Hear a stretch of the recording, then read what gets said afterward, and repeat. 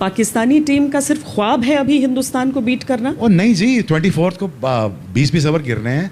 लग पता आपको भी जाएगा कि किसके बाद मैच पड़ा है। पाकिस्तान टीम बहुत तगड़ी टीम है। बॉलिंग आप अंडररेट कर रहे हो, अब हमारा मिडिल ऑर्डर अंडररेट कर रहे हो। हमारा ओपनर फ़खर एक चल गया, वो शर्जील भी आ जाता तो 10 में से 2 में 1 7 ओवर खेल जाता तो आपके पल्ले पड़ जाना था।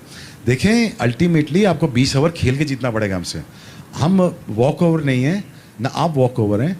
आप पैसे लगा के यहाँ पहुँचे, हम अपनी मेहनत से यहाँ पहुँचे और हम भी अपने पैसे लगा के पहुँचे। लेकिन देखें, मैच तगड़ा होगा। मुझे सिर्फ एक वरी है, विकेट अच्छा बने, विकेट अच्छा बने। आईपीएल में तो मैचेस आपने देखे, थोड़े यहाँ पे बॉल रुक के आ रहा था, बल्ले पे नहीं आ रहा था। दूसरी इनिंग्स में बॉल कुछ बेहतर आ रहा था, थोड़ा विकेट पे पेयर होना चाहिए। लेकिन यहाँ पे 200 पे 200 चेज होना चाहिए।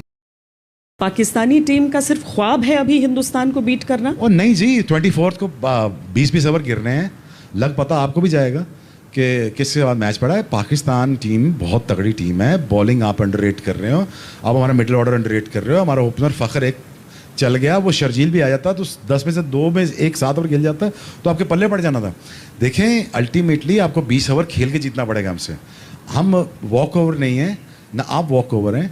आप पैसे लगा के यहाँ पहुँचे, हम अपनी मेहनत से यहाँ पहुँचे और हम भी अपने पैसे लगा के पहुँचे। लेकिन देखें, मैच तगड़ा होगा। मुझे सिर्फ एक वरी है, विकेट अच्छा बने, विकेट अच्छा बने। आईपीएल में तो मैचेस आपने देखे, थोड़े यहाँ पे बॉल रुक के आ रहा था, बल्ले पे नहीं आ रहा था। दूसरी इनिंग्स में बॉल कुछ बेहतर आ रहा था, थोड़ा विकेट पे पेयर होना चाहिए। लेकिन यहाँ पे 200 पे 200 चेज होना चाहिए।